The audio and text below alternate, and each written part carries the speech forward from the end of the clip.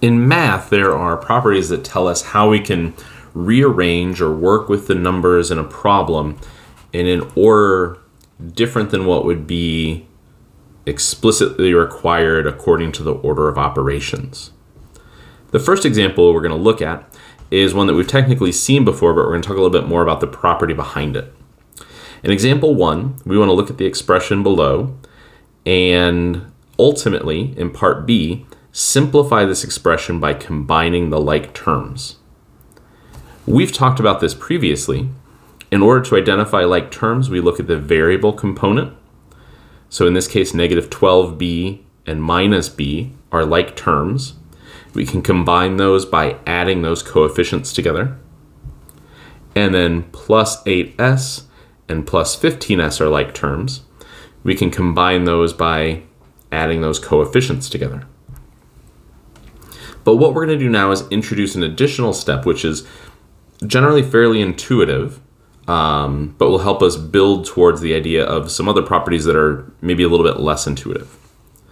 So the first thing we want to do here is rewrite this expression using what's referred to as the commutative property of addition. And that property tells us that a plus b is equal to b plus a. We're going to use this property to rearrange the two middle terms so that we have negative 12b minus b plus 8s plus 15s. Now we can look at this problem from left to right, and we can combine the two b terms, which will add together, or in this case subtract together, to give us negative 13b. And then we can look at the two s terms, which will add together to give us plus 23s.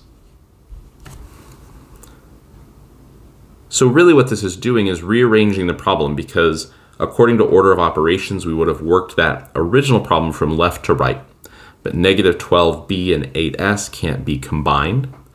So even though this is probably, again, fairly easy to do intuitively, we just look at the terms that we can group together and add those coefficients.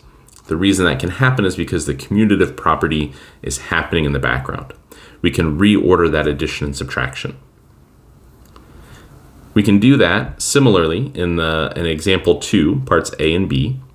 We can rearrange our two middle terms here to rewrite this as negative 6y plus 6y plus 14z minus 8z. And what that does then is allows us to complete the addition step between the y terms, the subtraction step between the z terms, which will give us 0y plus 6z, or just 6z.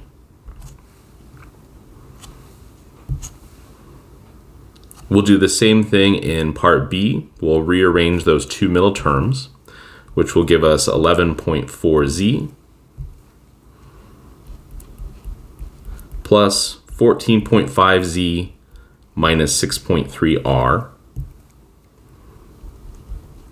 plus 0.9r. And now we can add the z terms, add the r terms by combining those coefficients to get 25.9 times z minus 5.4 times r. Which again, hopefully, we didn't need those extra steps really. We could intuitively look at the examples in examples 1 and 2 here and identify how we would combine those like terms. But again, talking about this commutative property, the rules behind the arithmetic that are kind of going on in the background, I think will help us understand what's going on next with the distributive property.